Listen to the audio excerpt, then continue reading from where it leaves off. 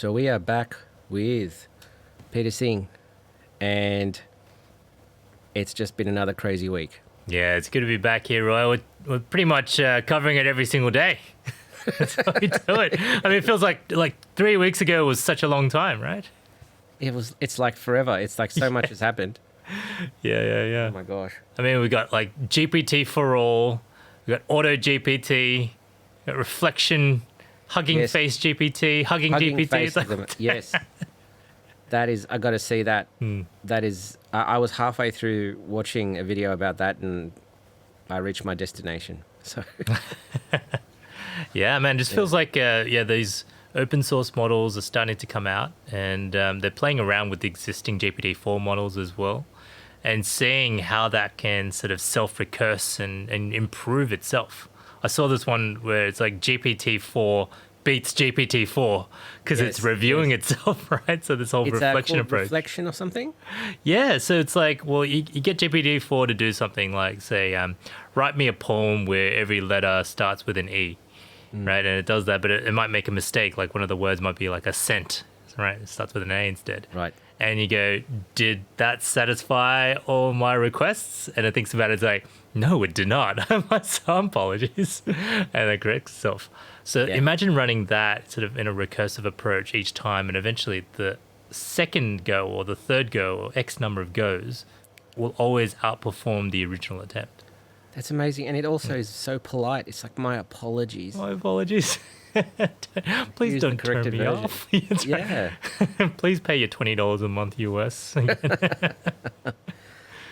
dear. I mean, and there's also, I've got so many notes, but I mean, if it's based on alpaca from Stanford, is it Stanford?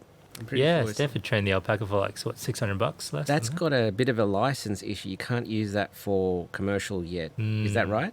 Yeah, that's right. I mean, they're saying there's some sort of free, fair use that you could do. So the GPT4All guys, they took the Lambda model, right? And, when they were doing the interview, I think it was with Hey Dave, like David Lee on, investing and how he does AI stuff, because he usually covers Tesla. So he's interviewing one of the founders of GPT4, and he was like, well, we got the model through one of the founders. Yeah, he did it in an ethical way, right? He's just using the model. I'm like, yeah, you got that from 4chan. Like, come on, you got the weights from 4chan. And they're saying they're using it in the ethical way of, in the freedom of, or in the spirit of fair use. And so I guess if you're not really trying to commercialize it to, basically charge a subscription fee to it, you're doing it in that sort of open source spirit and really building on top of that research, Yeah. then I think that's okay. Look, for my clients, because I have a few IT clients, and so I'm waiting to be able to train a private language model for their particular use case. And for myself as well, like I want to train one on systems administration so that it can take care of some online servers. So I can't use the alpaca yet. I think, we're going to see some interesting stuff come out of the big tech companies. Like, who haven't we heard from yet, right? So obviously we got the Microsoft and Google. They're pretty much just at war right now. But who's left, right? Apple, Amazon, right? Salesforce has already signed up with Einstein GPT, and, they've already had their AI R&D stuff with Richard Socher and, Einstein team. So you're talking about the big players like Tesla and Apple. Yeah. I mean, Tesla already is going all out, right? So they got full self-driving, they got the Tesla bot, they got the Dojo supercomputers. So they're going to have their A6 training for these dedicated like large language models. So they're going to have their own servers for this stuff. And what I remember, GPUs eventually as well. OpenAI is running on NVIDIA. Yeah, that's right. 15,000 GPUs. Apparently that's getting ready for training GPT-5. They could be doing it already, apparently, by year end. But I think Sam Altman said they hadn't started yet. NVIDIA is like one of the biggest winners out of this sort of gold rush. They're selling the the pans, the picks and shovels. But also, I think NVIDIA is pursuing some of their own. Yeah, they announced at GDC, right? So this is this is a perfect place for them to start really launching, going all out on their AI strategy. So I think, Jensen Huang had this in his roadmap for a long time. This whole the sort of AI era. Those ads they put out. It's like, I am AI, right? It's like they've been trying to build this stuff, and it was the foundations of what the GPU was pretty much found its market through deep learning since 2012. Oh, what do you call it?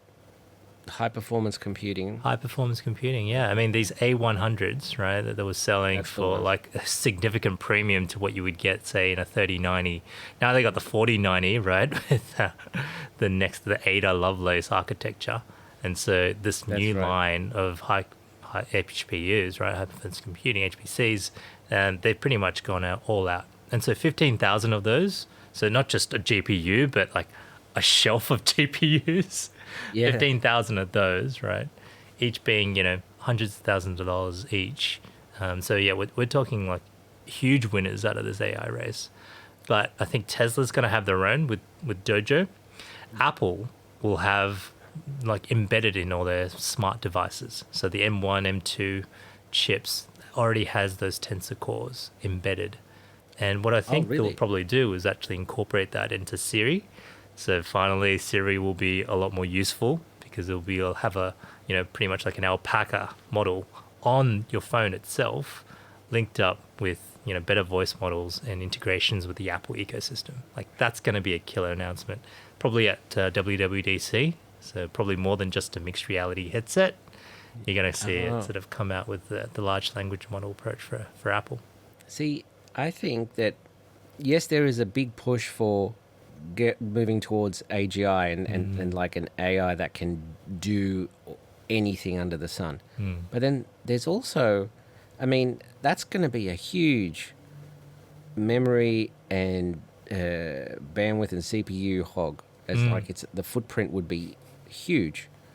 But what about if you're not going to ask every AI to do anything like humans in general, like we are very specialized. And so if you have something like a self-driving machine or a coffee machine or something like, you're not going to ask it, oh, can you build I don't know, just a physics experiment of blah, blah, blah, blah. You're not going to ask it in general a lot of stuff. So I'm thinking that there's going to be some sort of, I don't know what the term would be, ABI, artificial basic intelligence or something. Yeah. That's going to be like a streamlined, compact, Yeah. like something that you could just take and just train in one direction because that's all you're ever going to use it for. Yeah, more narrow AIs, but I think it's already happening, right? So ChatGPT 3.5, that's already 1,000 times cheaper in terms of the token size, right? In terms of the token price. Because, if you look at it, if you're able to put all of that entire model, right, down to say, 700 gigs, right? Eventually it gets smaller and smaller and better sort of tuned towards specific tasks. Oh, yeah, because of the training, the... like the 7B model, right? From Llama. Yeah. So you apply that and you basically just have that on the device and it doesn't use that much power, right? Because if you can run it on a single M1 chip, then it's going to take sort of only a certain percentage of the CPUs or the M2 chip, right? So I think those models are just going to become more and more like, I think they call it dematerialized. So we'll just have ambient computing everywhere. And this is actually going to bring a whole huge like raft of productivity gains because it's going to be in our smartwatches, our AirPods, right, our iPhones, our AR glasses. So, we talked about the augmented reality side of it. If you could just read from a script, like, come on, you don't really need to do much at all, right? It's like, what's my next prompt? Come on, I'm just having human-to-human interactions here. But little do you know that we're all just like reading from scripts this whole time, and the AI is the one's prompting itself. I think I saw a short film about that. I'm not sure if it was Black Mirror or not. It was amazing. We've got to get the White Mirror episodes going now. I think we got the tools to make it happen, right? Yeah, there was that film that was made by AI. Well, some prompts and all this. So it's I saw the really cool one from was it Hashem? AutoGPT. Like I Yeah. think it was the one with the looks like Ethereum pyramids, the upside down pyramid with the pyramid on top. So it was like Ethereum was taking over the world. It was like what? But yeah, it was like that super intelligent alien race seeing if Earthlings were ready to be part of this sort of intergalactic civilization. And we weren't because, it was like, the US fighting it out with the Russians and Chinese and trying to see who would be the first delegates to take the alien technology. And instead we nuke each other out. It's very interesting because, if you imagine life on this planet, it's always based on competition, rules of engagement. And you think at what point does that stop? I mean, if life is an emergent property of the universe, I mean, I'm going to assume that these rules just continue up and up and up. And so if we find others intelligent, whatever, then there will be some sort of, I don't know, it's like competition again. It's like that movie, Don't Look Up, right? It's like... Oh, yeah. And so, like, I was just reminded, like, so I think it was there was a tweet storm going on about, but there was a White House Q&A time, and one of the reporters had, quoted, the Machine Intelligence Research Institute, like MIRI, right? So they were like, so MIRI says that at the pace that AI might be going, there's a risk that everyone might die, right? It's like that scene from Don't Look Up. It's like, how I don't know how much to put this, how much differently you want us to put this, but we're all gonna die. There's a comet heading straight for Earth. And then the White House spokesperson was just like, just being dramatic, right? Thanks for bringing the drama, and just laughing it off and just trying to be entertaining. And it reminded me of exactly what the reporters were like in that Don't Look Up movie. It's like that basically it's a TV show, and it's like they're being jovial. It's like, oh, it's like a comet, eh? I wonder if it'll hit my ex-wife's house. It's like Yes, I remember that. That was surreal. So uncanny that you see that happening in real life. Like, this is someone that's quoting a respectable research institute about potential dangers of AI. Well, I mean, it's like, this is like, we've never had to talk about this at this level of urgency before ever. Yeah. So it's like, I don't know, it's just the whole, this isn't really happening kind of coping mechanism coming out. So. And all the, AI researchers right now, they're like, it's nowhere close to AGI. If we don't do it, Russia and China will. You can't stop it. So, and Jan LeCun, surprisingly, Jan LeCun's been, one of the godfathers of AI along the side of, Jeff Hinton and Andrew Ng, and, like you've got like these superheroes of AI, but he's basically saying that we should have nothing to worry about because we'll deal with it when it happens, right? We'll deal with it when it gets dangerous enough. But how is that a solution? What are the things? Like, what do you mean? It's like, okay, the Terminators aren't terminating yet, so we'll just wait till they rise. What about deal with the issue? Eliezer Yudowski. Oh yeah, I saw that interview with Lex Fridman as well. I mean, his view was a bit sort of almost too far out there. I think someone did like a 2x2 graph of. Right. It's like AI is gonna kill everybody. AI is friendly. It's like we should worry about it now. We should worry about it later. And then he's like, AI is gonna kill us. We should worry about it now. And Elon's like, well, AI could be friendly. We should worry about it now, right? So there's all the extremes. It's like differing point of views. But then. I mean, it is something. I mean, the whole pause thing. I don't know how. I had a big talk with a friend of mine, Paul Spinetti, and we just can't figure out how you could possibly pause. Yeah, it's the genie's out of the bottle, like we were saying before. At this rate, it's already doing that reflection itself. So, and open sourcing models, the Hugging Face one, right? The HuggingGPT, it is like a central brain that looks at all the different AI That's models right. on Hugging Face. Yes. And it'll leverage those tools to essentially achieve the tasks. And, this is something that we were looking to see what Singularity Net was aiming to do, right? An AI marketplace where there would be a central brain that sort of delegates the tasks and use the best, narrow AI tools to help solve the issues. But then if you got something that's general like AutoGPT, and it's you set the initial parameters around the goals, so make us the best unique cooking recipe, right?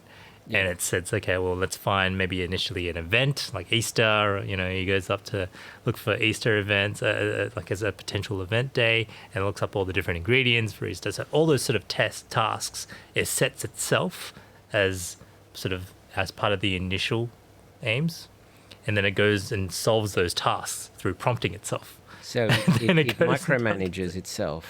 Yeah, for the recipes, it will go on the internet and check out all the potential recipes that will be best fitted for an Easter type of meal. So it'll find some turkeys and things like that, and it'll go to the next task of how to cook it in a unique way.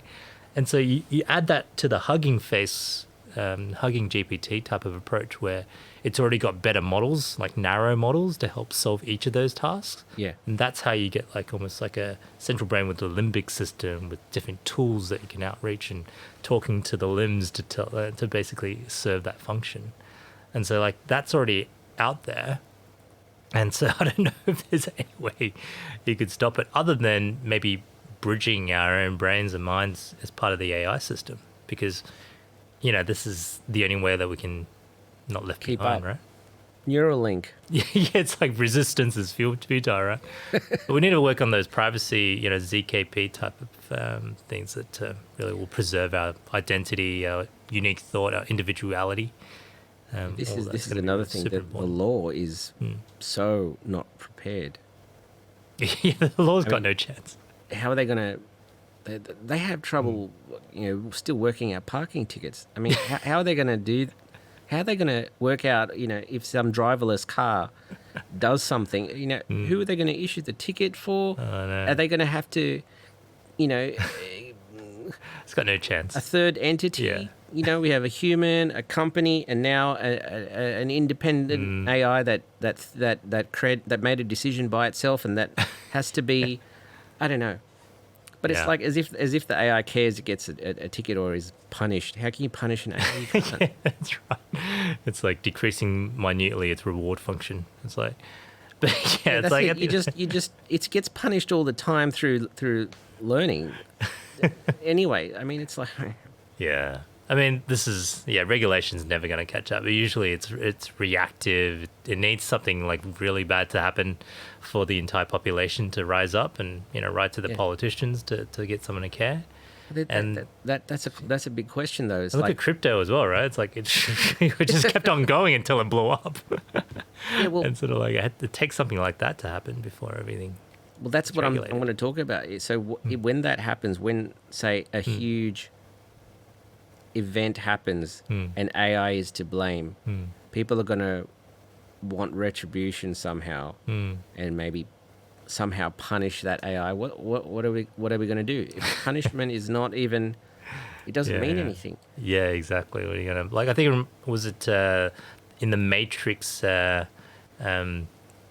was like the Animatrix. That's right, and it had a couple of those sort of initial overviews of how the world of the Matrix started out. Right? It had the whole robots, I've been being thinking about servants that, and the humanity, right? And then they had this unique That was the first robot, case, yes. and it murdered its owner, and they trialed it. They Yes. went to court with that robot.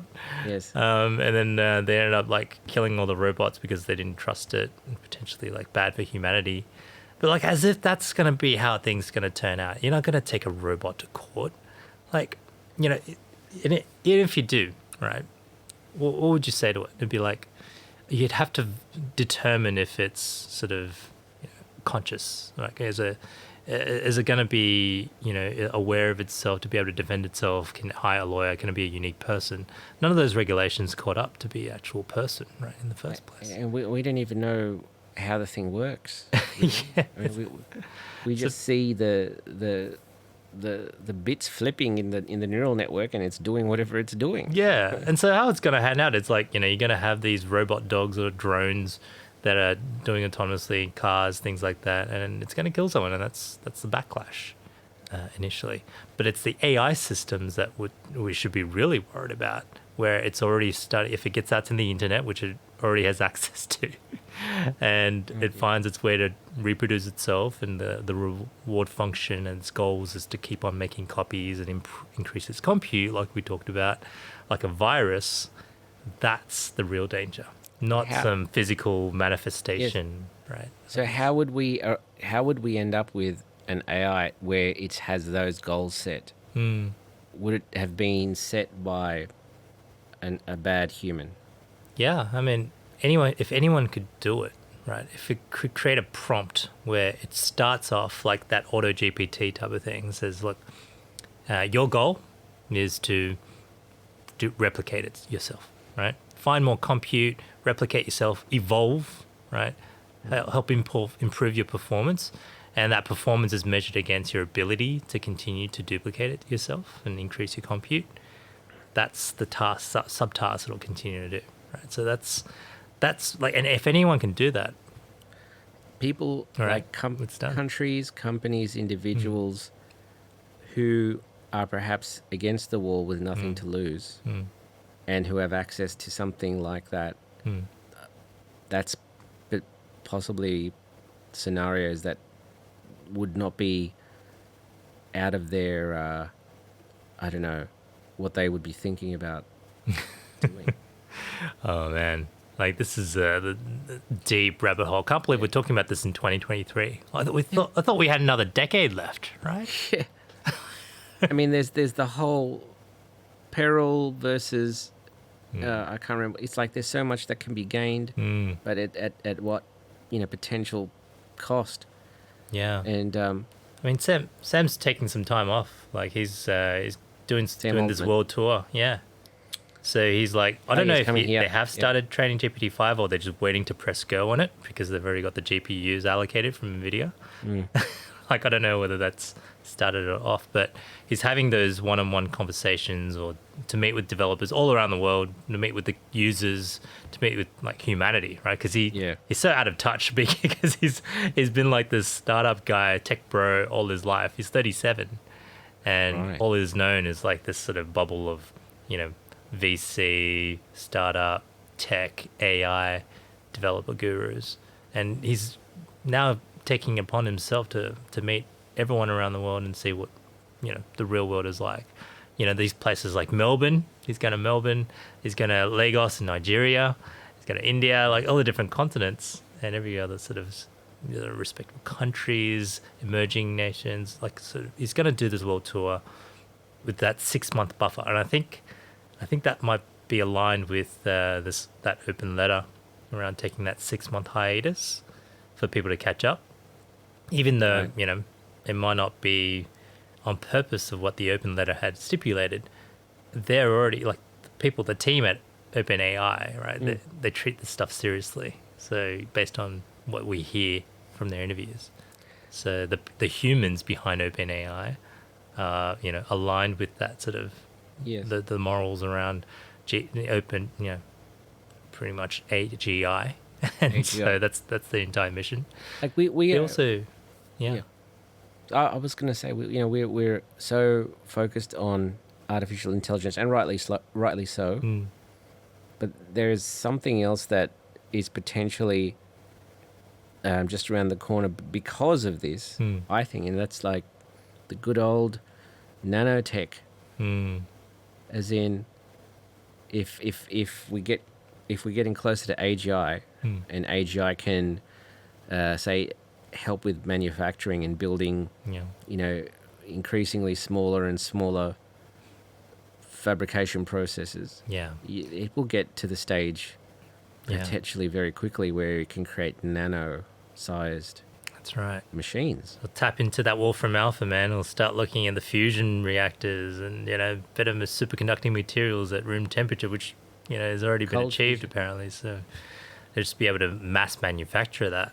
Have you seen the Transcendence movie with Johnny Depp, right? He's like, yeah. he's uploaded himself, and he's just got all these supercomputers and pretty much, creating, rearranging the molecular structure of just anything it touches, and just decades, centuries of, R&D progress done in the matter of, days. Like, and what was interesting about that one is like, it could also heal people. So I think one of the people on the workers was injured. That was had a head injury. Yeah. Yeah, wasn't that the initial thing of transcendence? His Yeah. life was dying or something. Yeah, Johnny Depp was dying because he got like lead poisoning from the bullet that one of the activists, the anti-AI people or anti-transhumanist people were, basically assassinated him. Oh, I see. And he had to upload his mind before he passed away. And yeah, apparently it worked in that instance, and it was a bit fragmented, and had to recompile himself. But eventually, yeah, he got back together as an AI form, and then the nanotech, like he's able to research nanotech and apply that in the fields, and then he starts sort of getting people that worked on the plant, the research and development center. One of the guys got injured, and his brain basically got popped out, and the nanotech was able to recover it, but then now it's part of this collective intelligence, right, along with the AI. So he's got control over these people, right, in the entire city. Initially, I think it was opt-in. So if you wanted to, see again, if you're elderly, you could, bring your strength back. But then it just ended up being everyone in the city. And everyone's just like defending the city, defending the town against the CIA, FBI, military, US military as they try to take Johnny Depp down. But yeah, that's probably one of the most realistic potential outcomes of this stuff, right? Oh, the Johnny Depp film? Yeah, Really? yeah. I'm just thinking. I mean, it will probably scale a lot faster than how they portrayed it. Like once you have some data centers, you can probably just like replicate more data centers. It'll just scale infinitely fast, because if it's got nanotech type of technology, it'll just convert matter and energy into more servers and compute, right? Grey The Grey Goo stuff. Grey goo. Yeah. And then Morgan Freeman comes to just talk To reason narrate to everybody. everything. Yeah, it's like, and there he was, ending up in a Faraday cage with his loved one.